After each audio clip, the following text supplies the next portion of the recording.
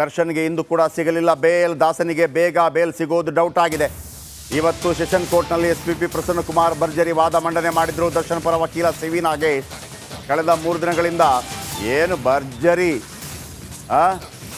ಟಾಪಲ್ಲಿದ್ದಾರೆ, viral ಆಗಿದೆ, trend ಆಗಿದೆ ಅವರ ಹೇಳಿಕೆಗಳು.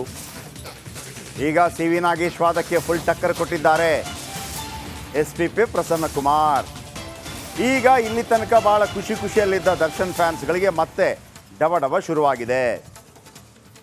ಫ್ಯಾನ್ಸ್ಗೆ ಟೆನ್ಷನ್ ಶುರುವಾಗಿದೆ. ಇದು ಖಂಡಿತ ಅರೇಬಿಯನ್ ನೈಟ್ಸ್ ಕತೆ ಅಲ್ಲ, ರಕ್ತ ಚರಿತ್ರೆ. ರೇಣುಕಾ ದೇಹದ ಮೇಲೆ 13 ಗಾಯಗಳಿವೆ, ಸಾಕಷ್ಟು ರಕ್ತ ಹರಿದಿದೆ, 17 ರಿಬ್ಸ್ಗಳ ಮೇಲೆ ಗಾಯಗಳಿವೆ. ಇದು ಅತಿ ದೊಡ್ಡ ರಕ್ತ ಚರಿತ್ರೆ. ನಾಳೆ ಮಧ್ಯಾಹ್ನ 12ಕ್ಕೆ ವಿಚಾರಣೆ ಮುಂದೂಡಲ್ಪಟ್ಟಿದೆ. ಇವತ್ತು ನಿರಂತರವಾಗಿ ಇವತ್ತೆಲ್ಲ ನಿರೀಕ್ಷೆ ಇತ್ತು. ಇವತ್ತು ಕೋರ್ಟ್ ಪ್ರತಿವಾದವನ್ನು ಆಲಿಸಿದ ನಂತರ ಅವರಿಗೆ ಬೇಲ್ ಕೊಡಬಹುದೇನೋ ಅನ್ನೋಂಥ ನಿರೀಕ್ಷೆ ದರ್ಶನ್ ಫ್ಯಾನ್ಸ್ಗಳಿಗಿತ್ತು. ಆದರೆ ಎಸ್ಪಿಪಿ ಪ್ರಸನ್ನಕುಮಾರ್ ಯಾವ ರೀತಿ ವಾದ ಮಂಡಿಸಿದರು ಅಂತಂದರೆ ಸಿ.ವಿ. ನಾಗೇಶ್ ಸ್ವಲ್ಪ ಇವತ್ತು ಡಲ್ ಆಗಿ ಕಂಡ್ರು. ಅಂದರೆ ಮೊನ್ನೆ ಮಾಡಿದ್ದಕ್ಕೆ ಈಗ ಮತ್ತೆ ಅದಕ್ಕೂ ಪ್ರತಿವಾದ ಇರುತ್ತೆ. ದರ್ಶನ್ ಪರ ವಕೀಲ ಸಿ.ವಿ. ನಾಗೇಶ್ ವಾದಕ್ಕೆ ಎಸ್ಪಿಪಿ ಟಕ್ಕರ್ ಕೊಡ್ತಾ ಹೋದರು. ಏನು ಹೇಳ್ತಾರೆ? ರೇಣುಕಾ ಸ್ವಾಮಿಗೂ ಪವಿತ್ರ ಮತ್ತು ವಿನಯ್ಗೆ ಮೊದಲೇ ಪರಿಚಯ ಇತ್ತು. ರೇಣುಕಾ ಸ್ವಾಮಿಗೂ ಪವಿತ್ರ ಮತ್ತು ವಿನಯ್ಗೆ ಮೊದಲೇ ಪರಿಚಯ ಇತ್ತು. ಕಿಡ್ನ್ಯಾಪ್ ಮಾಡಲು ಅತ್ಯಂತ ವ್ಯವಸ್ಥಿತವಾಗಿ ಪ್ಲ್ಯಾನ್ ಮಾಡಲಾಗಿತ್ತು. ಕಿಡ್ನ್ಯಾಪ್ ಮಾಡಿದ ದೃಶ್ಯ ಹಾಗೂ ಕಾರು CCTVಯಲ್ಲಿ ಇದೆ ಅಂತ. ಫುಲ್ ಫ್ರೇಮ್ ತಗೊಳ್ಳಿ, ಸ್ವಲ್ಪ ಭಾಳ ಸಣ್ಣದಾಗಿ ಕಾಣ್ತಾ ಇದೆ.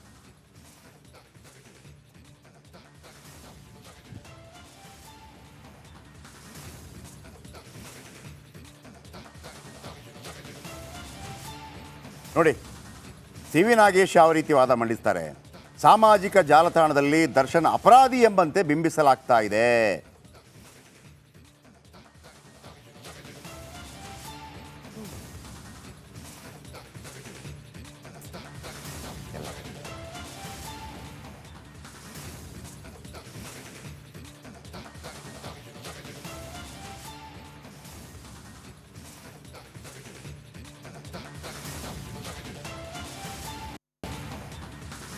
ವಾದ ಸಾಮಾಜಿಕ ಜಾಲತಾಣಗಳಲ್ಲಿ ದರ್ಶನ್ ಅವರನ್ನು ಅಪರಾಧಿ ಎಂಬಂತೆ ಬಿಂಬಿಸಲಾಗ್ತಾ ಇದೆ ಅಂತೇಳಿ ಮೊನ್ನೆ ವಾದ ಮಂಡನೆ ಮಾಡಿದರು. ಅದಕ್ಕೆ ಪ್ರತಿವಾದ ಮಾಡ್ತಾರೆ ಯಾರು? ಎಸ್ಪಿಪಿ ಪ್ರಸನ್ನಕುಮಾರ್. ಆರೋಪಿ ಪರ ವಕೀಲರೇ ಮಾಧ್ಯಮಗಳಿಗೆ ಹೇಳಿಕೆ ನೀಡ್ತಾ ಇದ್ದಾರೆ. ನಾವಲ್ಲ, ನಾವೆಲ್ಲೂ ಕೊಟ್ಟಿಲ್ಲ ರೀ. ಅಂದರೆ ಪೀಠಕ್ಕೆ ಹೇಳೋದು, ಮಹಾಸ್ವಾಮಿಗಳೇ ನಾವೆಲ್ಲೂ ಕೂಡ ಮಾಧ್ಯಮಗಳಿಗೆ ಹೇಳಿಕೆಯನ್ನು ಕೊಟ್ಟಿಲ್ಲ. ಅಂದರೆ ಎಲ್ಲಾದರೂ ಪ್ರಸನ್ನಕುಮಾರ್ ಅವರು ಕಂಡಿದ್ದೀರಾ? ಇಲ್ಲ. ಸೊ ಹಾಗಾಗಿ ನಾವಲ್ಲ. ಎರಡನೇ ವಾದ ಬರುತ್ತೆ ನೋಡಿ. ಅದೇನು? ರೇಣುಕಾಸ್ವಾಮಿ ಮೈ ಮೇಲಿದ್ದ ಗಾಯದಲ್ಲಿ ಕೆಲವು ನಾಯಿ ಕಚ್ಚಿದ್ದರಿಂದ ಆಗಿದ್ದು. ರೇಣುಕಾಸ್ವಾಮಿ ಮೈ ಮೇಲೆ ಗಾಯಗಳಾಗಿದೆ, ಹೊಡೆದಾಕಿದ್ದಾರೆ ಅಂತ ಮಾಧ್ಯಮಗಳಲ್ಲಿ ಬರ್ತಾ ಇದೆ. ಇದು ಸಿ.ವಿ. ನಾಗೇಶ್ ಮಾಡುವಂಥ ವಾದ. ಸಿ.ವಿ. ನಾಗೇಶ್ ಹೇಳ್ತಾರೆ ಅದು ನಾಯಿ ಕಚ್ಚಿದ್ದು. ಅದಕ್ಕೆ ಹೇಳ್ತಾರೆ ಓಕೆ ಅಂದರೆ ನಾಯಿ ಕಚ್ಚಿದ್ದು ಅನ್ನೋದನ್ನು ಒಪ್ಕೊಂಡ್ರು ಅಂತಲ್ಲ, ಸರಿ ನಾಯಿ ಕಚ್ಚಿದ್ದು ಅಂತ ಹೇಳ್ಬೋದು. ದರ್ಶನ್ ರೇಣುಕಾಸ್ವಾಮಿ ಎದೆಗೆ ಒದ್ದಿದ್ದಾರೆ, ಮರ್ಮಾಂಗಕ್ಕೆ ಒದ್ದಿದ್ದಾರೆ. ಅದು ನಾಯಿ ಮಾಡಿದ್ದಲ್ವಲ್ಲ.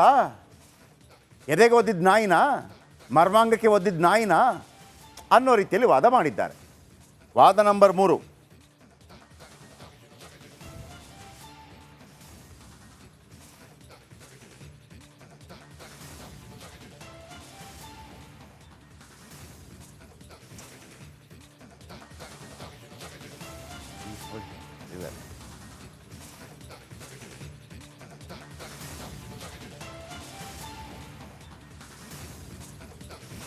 ಪ್ರತ್ಯಕ್ಷ ಸಾಕ್ಷಿಗಳನ್ನು ಹೆಸರಿಸಲಾಗಿದೆ. ಇನ್ಸ್ಟಾ ಚಾಟ್ ಓದ್ತಾರೆ ಎಸ್ಪಿಪಿ.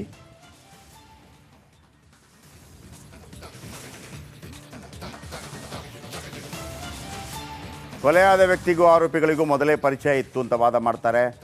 ಆಮೇಲೆ ಸಿ.ವಿ. ನಾಗೇಶ್ ಹೇಳ್ತಾರೆ 12/6/2024ರಿಂದಲೇ ದಾಖಲೆ ಸೃಷ್ಟಿ ಮಾಡುವ ಕಾರ್ಯ ನಡೆದಿದೆ. ಅದಕ್ಕೆ ಎಸ್ಪಿಪಿ ಪ್ರಸನ್ನಕುಮಾರ್ ಹೇಳ್ತಾರೆ ತಾಂತ್ರಿಕ ಸಾಕ್ಷ್ಯ CCTV ಆರೋಪಿಗಳು ಕೊಲೆಯಾದ ವ್ಯಕ್ತಿ ಜೊತೆಗಿರುವ ವಿಡಿಯೋ ತೋರಿಸ್ತಾರೆ ಎಸ್ಪಿಪಿ. ಸಿ.ವಿ. ನಾಗೇಶ್ ಹೇಳ್ತಾರೆ 12/6/24ರಿಂದಲೇ ದಾಖಲೆ ಸೃಷ್ಟಿಸುವ ಕಾರ್ಯ ನಡೆದಿದೆ. SP ಪ್ರಸನ್ನಕುಮಾರ್ ಹೇಳ್ತಾರೆ, ರಿಬ್ಸ್ ಡ್ಯಾಮೇಜ್ ಬಗ್ಗೆ ಪೋಸ್ಟ್ ಮಾರ್ಟಮ್ನಲ್ಲಿ ಉಲ್ಲೇಖಿಸಿರೋ ಬಗ್ಗೆ ವಿಷಯ ಓದ್ತಾರೆ SPP. ಅಂದರೆ ನಾವು ಸಾಕ್ಷ್ಯ ಅಲ್ಲ, ಅಲ್ಲಿ ಏನಾಗಿದೆ ಅನ್ನೋದು ಸಾಕ್ಷ್ಯಗಳ ಸಮೇತ. ಸಿ ವಿ ನಾಗೇಶ್ ಹೇಳ್ತಾರೆ, ಒಗೆದ ಬಟ್ಟೆಗಳಲ್ಲಿ ಹೇಗೆ ರಕ್ತದ ಕಲೆ ಪತ್ತೆ ಆಗಿದ್ದು. SPP ಪ್ರಸನ್ನಕುಮಾರ್ ಹೇಳ್ತಾರೆ, ರಕ್ತದ ಕಲೆಗಳು ಆರೋಪಿಗಳ ಶೂ ಬಟ್ಟೆ ಮೇಲೆ ಬಿದ್ದಿರುವ ಸಾಧ್ಯತೆ ಇರುತ್ತೆ. ಯಾಕೆ ಬಿದ್ದಿರಲ್ಲ? ನಾಗೇಶ್ ಅವರ ವಾದ, ಪೋಸ್ಟ್ ಮಾರ್ಟಮ್ ಮಾಡಲು ಅನಾವಶ್ಯಕ ತಡೆ ಮಾಡಿದ್ದಾರೆ. ಅದಕ್ಕೆ SPP ಪ್ರಸನ್ನಕುಮಾರ್ ಹೇಳ್ತಾರೆ, ವೈದ್ಯರೇ ಮರಣೋತ್ತರ ಪರೀಕ್ಷೆ ಮಾಡಿದ್ದಾರೆ. ವೈದ್ಯರು ನಡೆಸಿದ ಮರಣೋತ್ತರ ಪರೀಕ್ಷೆಯಲ್ಲಿ 13 ಗಾಯಗಳು ಪತ್ತೆಯಾಗಿದೆ. ಸಾಕಷ್ಟು ರಕ್ತ ಹೋಗಿದೆ ಎಂದು ನಾವಲ್ಲ ಸ್ವಾಮಿ, ವೈದ್ಯರು ಮಾಹಿತಿ ನೀಡಿದ್ದಾರೆ ಅಂತ ಹೇಳ್ತಾರೆ. ಸಿ ವಿ ನಾಗೇಶ್ ಹೇಳ್ತಾರೆ, ಇದು ಅರೇಬಿಯನ್ ನೈಟ್ಸ್ ಕತೆ, ಅಂದರೆ ಕಟ್ಟುಕತೆ ಅನ್ನುವಂಥ ರೀತಿಯಲ್ಲಿ. ಅದಕ್ಕೆ SPP ಪ್ರಸನ್ನಕುಮಾರ್ ಹೇಳ್ತಾರೆ, ಇದು ಖಂಡಿತ ಅರೇಬಿಯನ್ ನೈಟ್ಸ್ ಕತೆ ಅಲ್ಲ. ಅರೇಬಿಯನ್ ನೈಟ್ಸ್ ಕತೆ ಅಂದರೆ ಭಾಳ ಸಾಧಾರಣವಾಗಿ ಮೊದಲೆಲ್ಲ ಇತ್ತು ಅರೇಬಿಯನ್ ನೈಟ್ಸ್ ಕತೆಗಳು ಅಂತೇಳಿ, ಭಾಳ ಕುತೂಹಲಭರಿತವಾದಂಥ ಕತೆಗಳು. ಅರೇಬಿಯನ್ಸ್ ನೈಟ್ಸ್ ಕತೆ ಅಲ್ಲ, ಕಟ್ಟುಕತೆ ಅಲ್ಲ ಅಂತ ಹೇಳ್ತಾರೆ. ಮತ್ತೊಂದು ಕಡೆ ಸಿ ವಿ ನಾಗೇಶ್, ಆರೋಪಿಗಳಿಗೂ ಕೊಲೆಗೂ ಸಂಬಂಧವೇ ಇಲ್ಲ. ಅದಕ್ಕೆ SPP ಪ್ರಸನ್ನಕುಮಾರ್ ಹೇಳ್ತಾರೆ, ಇದು ಆರೋಪಿಗಳ ರಕ್ತ ಚರಿತ್ರೆ ಅಲ್ಲದೆ ಬೇರೇನು ಮಹಾಸ್ವಾಮಿ, ಇದು ಆರೋಪಿಗಳ ರಕ್ತ ಚರಿತ್ರೆಯೇ, ಸಂಬಂಧ ಇಲ್ಲ ಅಂತ ಏನು ಹೇಳ್ತೀರಿ, ಚರಿತ್ರೆನೇ ಇದೆ. ಸಿ ವಿ ನಾಗೇಶ್ ಅವರ ಇಂದಿನ ವಾದ, ರೇಣುಕಾ ಸಾವಿನ ಸಮಯ ಸರಿಯಾಗಿ ಅಂದಾಜು ಮಾಡಿಲ್ಲ.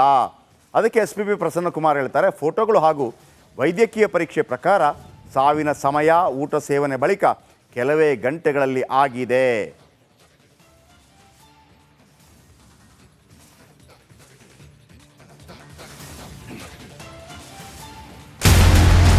ಒಂದು ವರ್ಷ ಕಳೆದ ಒಂದೇ ವರ್ಷದಲ್ಲಿ ಚುನಾವಣೆಗಳು, ರಾಜಕೀಯ ತಂತ್ರ ಪ್ರತಿತಂತ್ರಗಳು, ಅಭಿಯಾನ, ಜನಪರ ಅಹೋರಾತ್ರಿ ಹೋರಾಟಗಳು, ಪಾರದರ್ಶಕ ವರದಿಗಾರಿಕೆಯ ಪಣ ತೊಟ್ಟು ಮುನ್ನಡೆದಿದ್ದೇವೆ. ಒಂದು ವರ್ಷದ ಸಂಭ್ರಮದ ಜೊತೆಗೆ ಜವಾಬ್ದಾರಿ ಕೂಡ ಹೆಚ್ಚಾಗಿದೆ.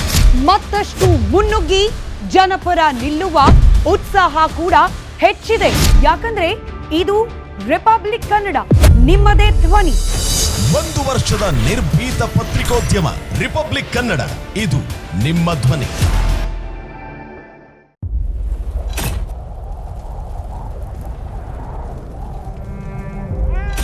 They destroyed our house and our life.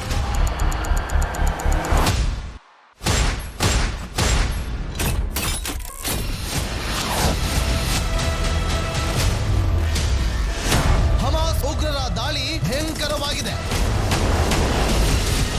ಯಾವ ಮಾಧ್ಯಮವೂ ಇಲ್ಲಿಗೆ ಬರಲು ಧೈರ್ಯ ಮಾಡ್ತಾ ಇಲ್ಲ. ಇಂಥ ಜಾಗಕ್ಕೆ ಎಂಟ್ರಿ ಕೊಟ್ಟಿದೆ ರಿಪಬ್ಲಿಕ್ ಕನ್ನಡ. ಯುದ್ಧ ಭೂಮಿಯಿಂದ ರಿಪಬ್ಲಿಕ್ ಕನ್ನಡ ನೈಜ ವರದಿ. ಬುಲೆಟ್ ಆಗಿರುವಂತಹ ದೃಶ್ಯಾವಳಿಯನ್ನ ನಿಮ್ಗೆ ತೋರಿಸ್ತಾ ಇದೀನಿ. ನಾನು ನಿಂತಿರುವಂತದ್ದು ಗಾಜಾ ಪಟ್ಟಿಯಲ್ಲಿ.